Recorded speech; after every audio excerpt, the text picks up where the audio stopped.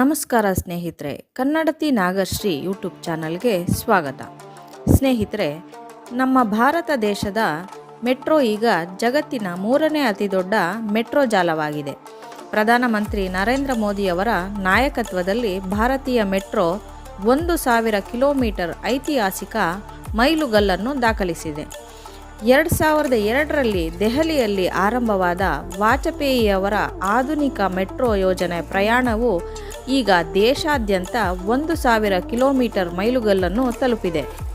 2014ರಲ್ಲಿ 248 kilometre ಇದ್ದ metro ರೈಲು ಈಗ 1,000 ಕಿಲೋಮೀಟರನ್ನು ತಲುಪಿದೆ.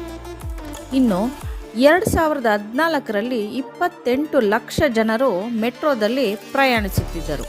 ಈಗ ಮೆಟ್ರೋದಲ್ಲಿ 1 ಕೋಟಿ ಜನರು ಪ್ರಯಾಣಿಸುತ್ತಿದ್ದಾರೆ.